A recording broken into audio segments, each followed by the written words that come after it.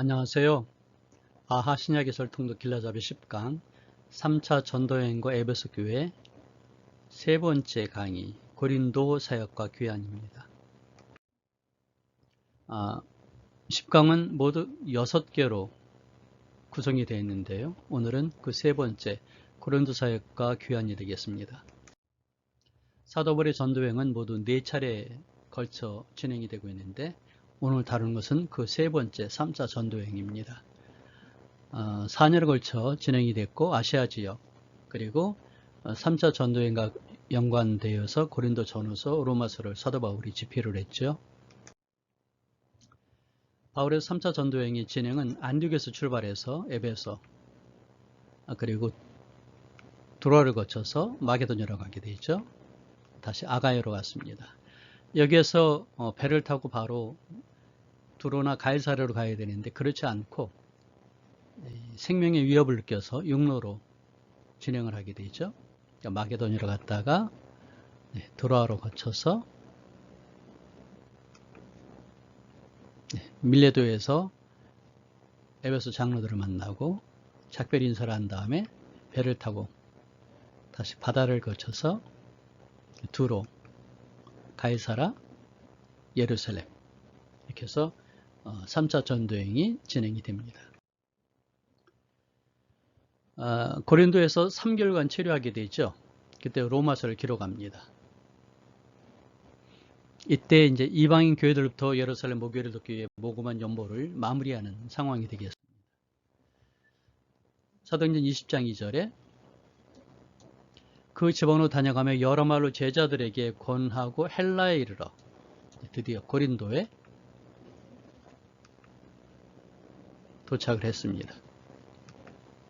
이곳에서 로마서를 집필하죠. 거기서 석 달 동안 있다가 배 타고 수리아로 가고자 할 그때에 유대인들이 자기를 해하려고 공모함으로 마게도냐를 거쳐 돌아가기로 작정을 합니다. 여기 석 달 동안 있다고 그랬죠. 왜냐하면 이때는 겨울이어서 배가 뜰 수가 없었거든요. 그래서 배를 타고 가기 위해서 기다렸던 것입니다. 직접 가야 되는데 두로까지. 근데 유대인들이 자기를 해하려 하는 공모가 있음을 알게 돼서 육로로 가게 되죠.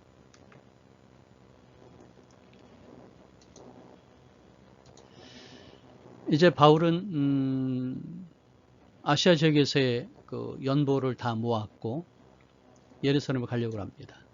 특별히 이제 6월절을 예루살렘 보내기를 원하는 사람들이 함께 가는 그 순례선을 타려고 했던 것 같아요. 그랬는데 바울을 박해오던 유대인들이 배에 탔을 때 그를 암살하려고 계획을 한다는 것을 듣고서 부득불 노정을 변경해서 육로로 가게 되죠. 육로로 가는 그 길을 죽음도 두려워하지 않는 바울의 신앙의 모습에서 볼 수가 있습니다. 오직 성령이 각 성에서 내게 증언하여 결박과 환난이 나를 기다린다 하시나 내가 달려갈 길과 주 예수께 받은 사명 곧 하나님의 은혜의 복음을 증언하는 일을 마치려 하면은 나의 생명조차 조금도 귀한 것을 여기지 아니하노라 했습니다. 원래는 갱거레에서 배를 타고 예루살렘을 가려고 했었는데 마게도냐를 거치면서 이때 누가가 합류하게 되고요. 두로아를 거쳐서 예루살렘에 가게 됩니다. 갱거레의 항구죠. 여기서 배를 타고 고린도 옆에 있는 갱그레아인데 이제 두로나 가이사라로 갈 계획이었던 거죠. 아시아까지 함께하는 자는 베레아 사람 브로의 아들 소바도, 데살로니가 사람 아리스다고, 세군도, 더베 사람 가이오, 디모데, 아시아 사람 두기고, 드로비모 그랬는데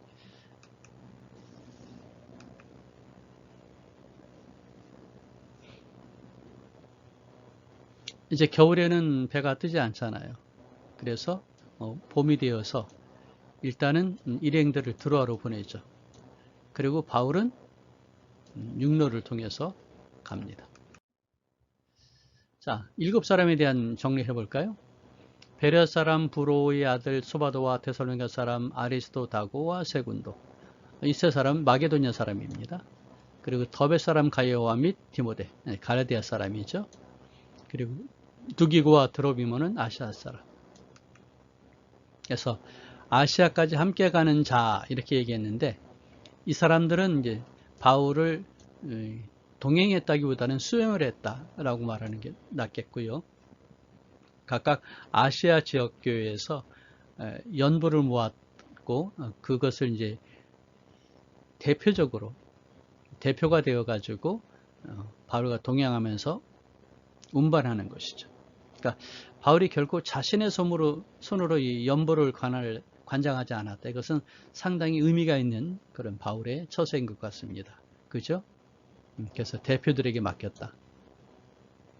아주 지혜로운 일이었다고 생각이 됩니다.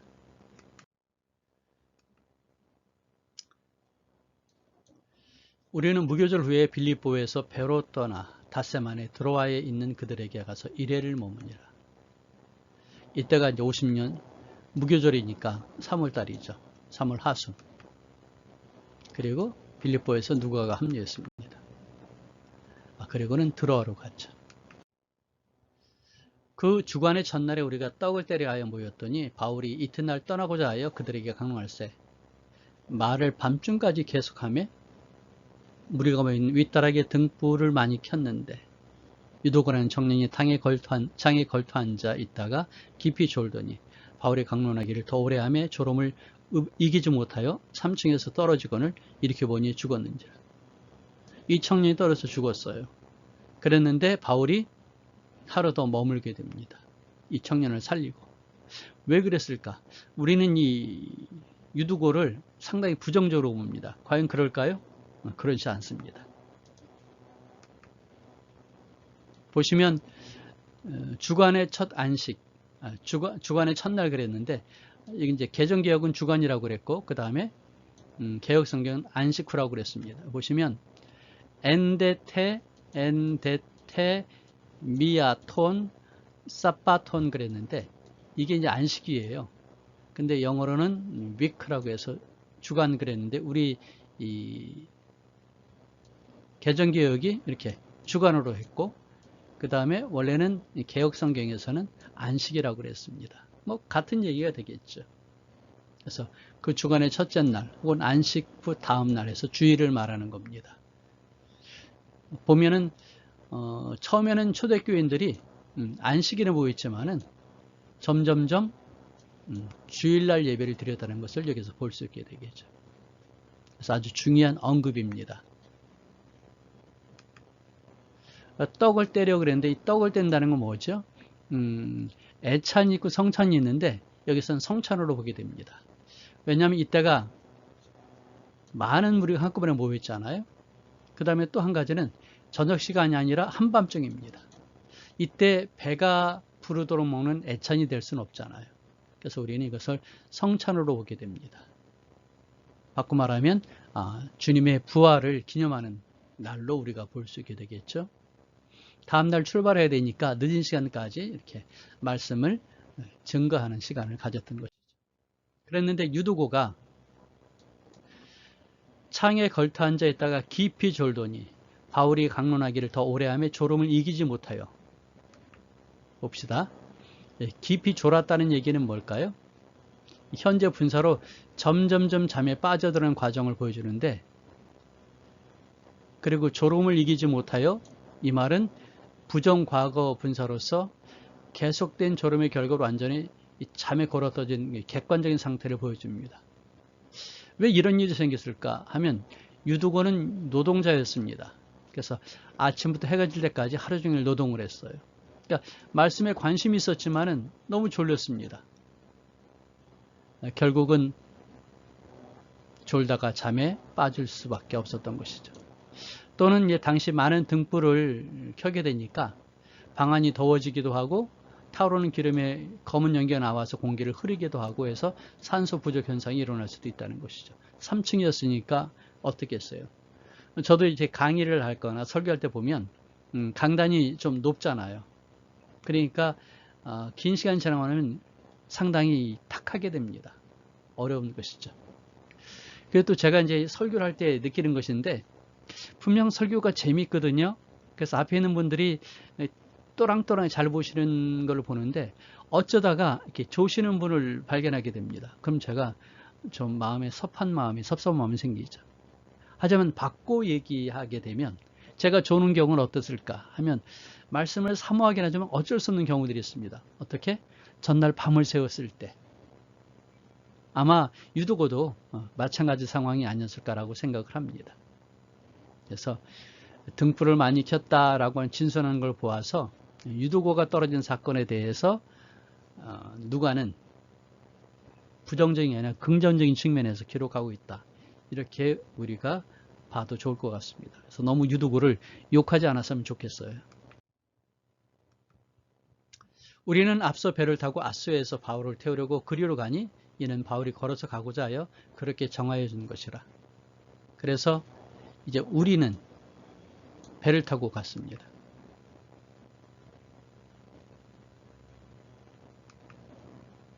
근데 바울은 걸어갔다는 거죠.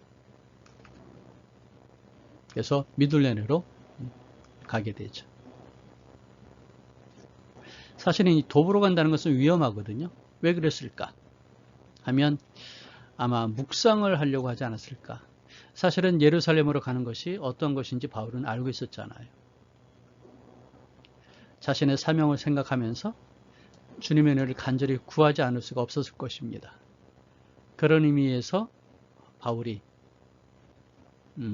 배를 타지 않았을 것이다. 예를 들어서 왜 배를 타지 않았을까? 바울이 쇠약해서 배멀미를 하기 때문에 그랬다라고 하는 말이 있는데 사실은 그렇지 않죠. 그냥 바울은 철야 강론도 했기도 했고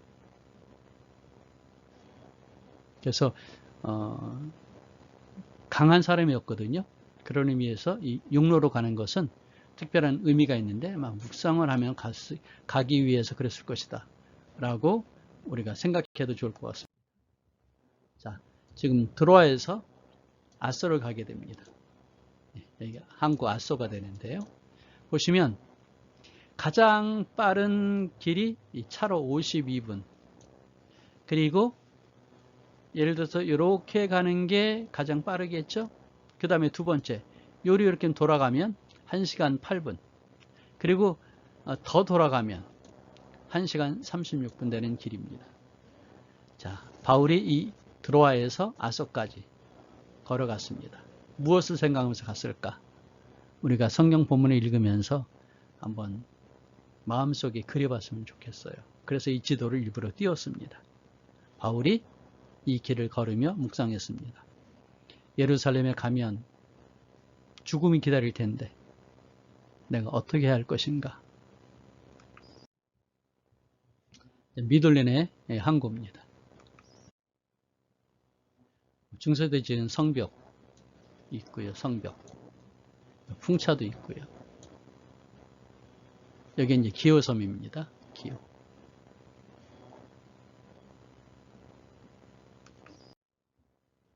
여긴 사모스. 교회가 있고요. 거기서 떠나 이튿날 기호 앞에 오고 그 이튿날 사모에 들르고 또 그 다음날 밀레도에 이르러 우리가 지금 방금 보았죠. 바울이 아시아에서 지체하지 않기 위해 에베소로 지나 배 타고 가기로 작정하였으니 그러니까 에베소를 들리지 않기로 한 겁니다. 이는 될 수 있는 대로 오순절 안에 예루살렘에 이르려 급히 이르라. 그래서 사모를 거쳐서 에베소로 가지 않고 에베소에 있는 장로들을 밀레도로 불렀죠. 왜냐하면 급히 가기 위해서 오순절 안에.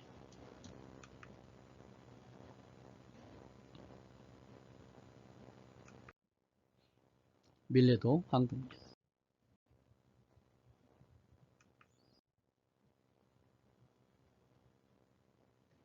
코스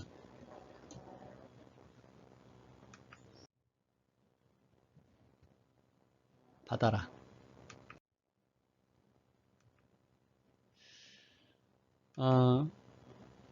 당시에 배를 탄다는 것은 어땠을까요? 선박이 나침반 없이 해와 별만으로 방향을 파악했어요. 겨울철에는 구름이 많습니다. 풍랑이 심합니다. 그러니까 장거리 운행이 위험하죠. 그래서 11월 11일부터는 배가 뜨지 않습니다. 다음에 10월 10일까지. 그래서 항해 금지하는 계절이 어떻게? 3개월 동안 있었던 것이죠. 그러니까 바울이 고린도에서 3개월 동안 있었던 이유가 바로 이것이죠. 그래서 여기부터 여기까지 바울이 머물렀던 3개월이 됩니다. 그래서 이제 고린도를 출발합니다.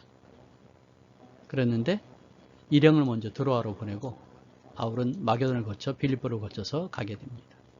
무교절이죠. 3월 하순 빌립보를 출발합니다. 밀레도 오순절. 바울이 밀레도에서 사람을 에베소로 보내어 교회 장로를 청하니 만났습니다.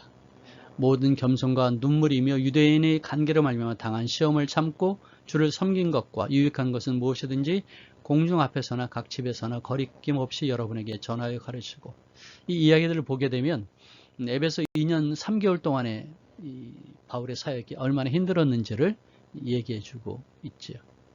보라, 이제 나는 성령에 매여 예루살렘으로 가는데 거기서 무슨 일을 당할는지 알지 못하노라. 하지만 오직 성령이 각성해서 내게 증언하여 결박과 환란이 나를 기다린다 하시나, 여기서 성령의 매임을 받았다 그랬는데 이 말은 무엇일까요? 개정개혁은 성령 그랬는데 개혁성경은 심령이라고 그랬습니다. 이제 토 피누마티 그랬는데 실제로는 이것이 심령이라고 해석하는 게 더 좋을 것 같아요. 그래서 심령의 매임을 받아서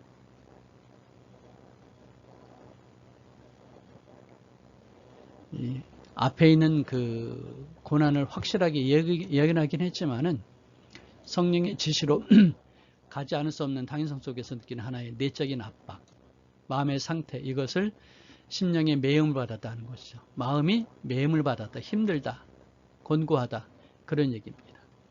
각 성령이 각성해서 내게 증거하여 그랬는데, 이 도시마다 성령이 예언자들을 시켜서 바울에 대해서 얘기했다는 것이죠. 바꿔 말하면 성령이 예루살렘에 가지 말라고 금한 게 아니고 예루살렘에 어떤 일이 벌어질 것이라는 사실만 알려주는 것이죠.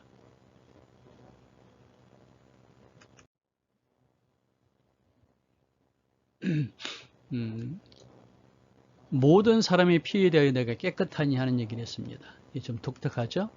보면은 이 피라는 것은 생명을 가르치는 히브리어적인 표현인데, 에스겔서에 보게 되면 하나님으로부터 이스라엘 족속의 파수꾼으로 세움받은 자가 경배를 소홀해서 백성들에게 화가 미치게 되면 그 피는 파수꾼에게 돌아가는 것이죠. 마찬가지로 복음을 전하는 자가 복음을 제대로 전하지 않아서 죽음을 맞게 되는 사람들에 대한 그것을 이제 복음 전도자가 가져야 되는 피값이 된다는 것이죠.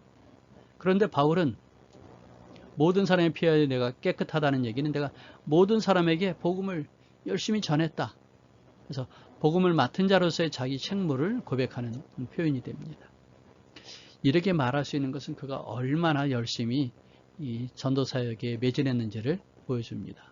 물론 누가는 계속해서 이 사도 바울의 복음 사역을 통한 교회의 부흥을 매번 얘기하고 있잖아요. 많은 아시아 사람들이 복음을 듣고 그리고 주님을 영접했던 것을 보여주고 있는데, 이게 이제 바울의 사역의 모습이고, 그것을 위하여서 바울이 어떤 마음을 가졌느냐 하는 것은 바로 여기 모든 사람의 피에 대하여 내가 깨끗했다는 이 자기 고백에서 우리가 유추해 볼 수 있습니다.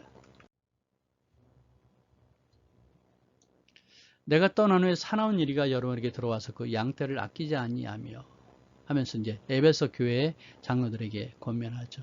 내가 여러분을 예수님과 그 은혜의 말씀에 부탁한다 하고 얘기합니다.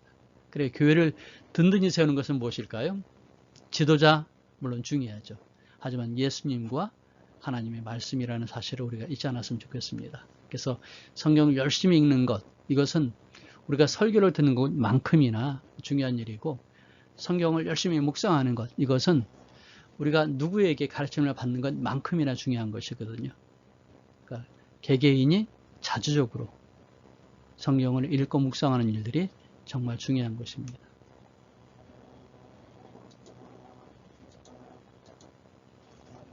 흉악한 이리와 배교의 여러 세력들을 통해서 공격을 받게 될 텐데, 지도자들의 성실함을 촉구하기도 했지만 결국은 말씀인 것이죠. 누구에게 맡겨야 되는가? 주와 그분의 말씀이다 하는 것이죠. 그래서 바울 사도는 교회는 누구의 교회인가? 어떤 개인의 교회가 아니죠. 주님의 교회입니다. 무엇으로 교회가 거룩하게 서 있을 것인가? 말씀이라는 것이죠.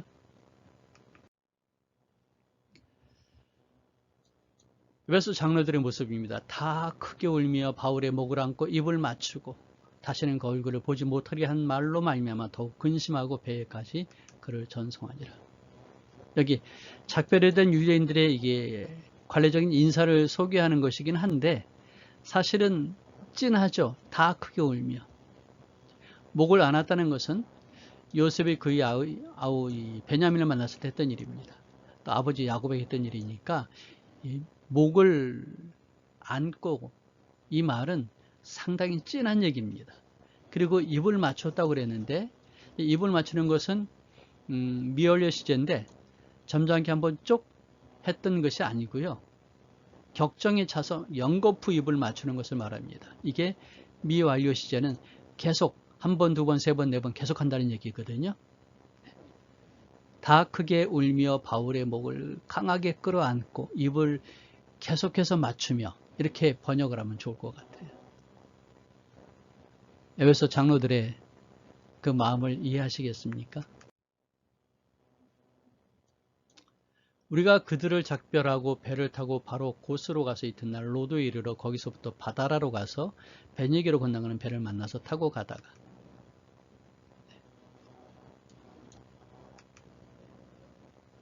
로도로 가고 바다라를 거쳐 갔습니다. 여기서 우리라는 표현 네 곳이 나오죠. 사도행전 16장, 20장, 21장, 27장.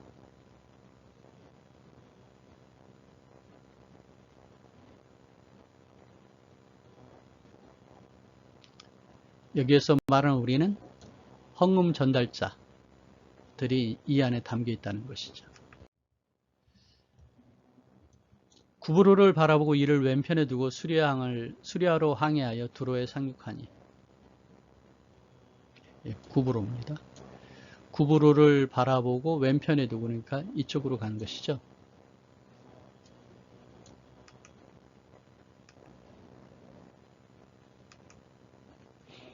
두로는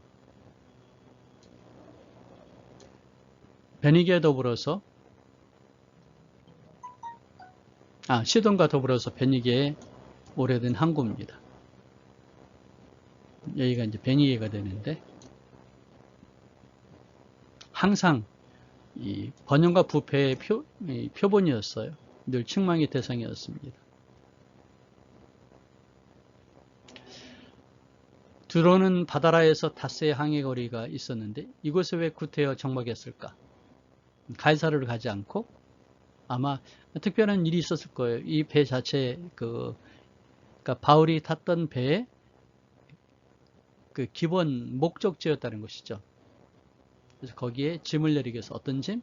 아마 과일 또는 곡물이었기 때문에 여기에 내렸을 것이다. 그렇게 볼 수 있습니다. 구태여 가이사르를 직접 가지 않은 그 이유가 되겠죠. 두로입니다. 제자들을 찾아 거기서 이래를 머물더니 그 제자들이 성령의 감동으로 바울더러 예루살렘에 들어가지 말라 하더라.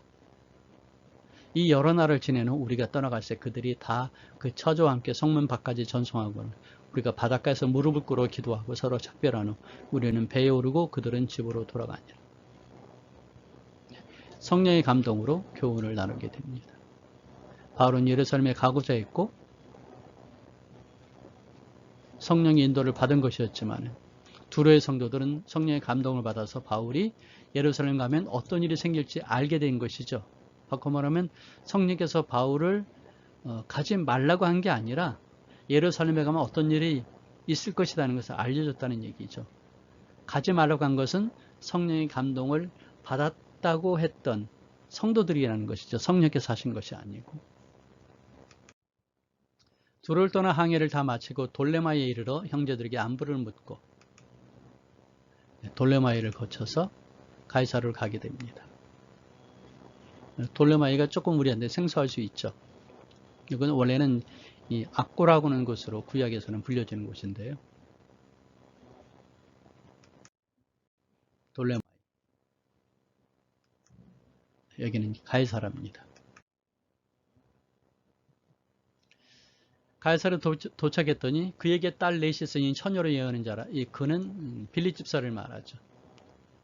여러 날 머물러 있더니 아가보라는 한 선지자가 유대로부터 내려와 우리에게 와서 바울의 떼를 가져다가 자기의 수족을 잡아매고 말하기를. 이 사람은 예루살렘의 기근을 예언했던 사람이죠. 성령이 말씀하시되 예루살렘에서 유대인들이 이같이 이 띠 임자를 결박하여 이방인의 손에 넘겨주리라 하는 얘기입니다. 이게 띠가 나오죠. 띠가. 여기 띠라는 것은 뭘까요? 이 띠는 폭이 약간 넓고 길이가 길어서 여러 번 둘러 감는 천을 말합니다. 때로는 가죽, 비단 또는 수실이 있는 그런 경우가 있는데 이 띠를 가져다가 손과 발을 묶었다는 것이죠. 이것은 구약에서 종종 예언자들이 했던 일입니다. 열왕기상에 나타나기도 하고요. 이사야도 또 그렇게 얘기하기도 했죠. 예레미야도 나와 있고요. 이 구체적인 내용은 바울이 결박을 당하고 감옥에 투옥될 것을 가르치는 것이죠. 우리가 그 말을 듣고 그곳 사람과 더불어 바울에게 예루살렘으로 올라가지 말라고 하니 바울이 대답하되 여러분이 어찌하여 우로 내 마음을 상하게 하느냐. 나는 주 예수의 이름을 위하여 결박당할 뿐 아니라 예루살렘에서 죽을 것도 각오하였노라 하니 그가 권함을 받지 아니므로 우리가 주의 뜻대로 이루어지이다 하고 그쳤노라. 이 현지 성도뿐만 아니라 바로 수행했던 누가 일행도 또다시 한번 예루살렘에 가까우니까 올라가지 말라라고 간곡히 전했습니다. 드디어 이 여러 날 후에 여정을 꾸려 예루살렘에 올라갈 새 가이사랴의 몇 제자가 함께 가며 한 오랜 제자 구브로 사람 나손을 데려가니 이는 우리가 그의 집에 머물려 함이라. 예루살렘에 이르니 형제들이 우리를 기꺼이 영접하거늘. 가이사랴에서 예루살렘에 가게 되죠. 나손을 데려간 이유는 뭐냐 하면 예루살렘에 가서 그 집에 머물려고 했던 것입니다. 나손의 집에. 왜냐하면 여러 가지 얘기가 있었으니까 급하게 예루살렘 교회로 가기보다는 한 템포 늦추는 것이 되겠죠. 그래서 보면은 바울의 동료들과 친구들로 이루어진 사적인 모임일 수 있고요. 여기 형제들은 예루살렘 공동 전체가 아니라 일부분의 성도일 수가 있을 것입니다. 자, 이걸 다시 한번 간략하게 표로 정리하면 갱그레에서 예루살렘 가는 과정을 얘기합니다. 빌립보, 드로아, 아소, 밀레도, 고스도스, 바다라, 두로, 돌레마이, 가이사라. 오늘 강의는 여기까지 하도록 하겠습니다. 오늘 강의와 관련된 필요한 자료들이 이 다음 카페 청송교육선교에 있습니다. 그래서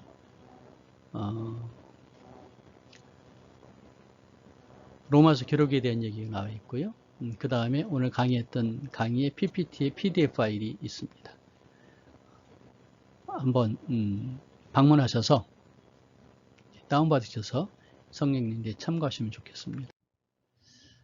오늘 강의와 관련해서 이전 강의도 그렇지만은 혹시 필요한 강의 요청이 있으시면 또는 자료를 구하기를 원하시면은 저에게 전화를 주시거나 문자를 주시고 또는 이메일로 연락 주시면 되겠습니다. 이 귀한 사역에 함께 동참하기를 원하신다면 귀한 물질로 함께 동역하실 수가 있습니다. 오늘 강의는 여기까지 하도록 하고 다음 강의에 만나도록 하겠습니다. 샬롬.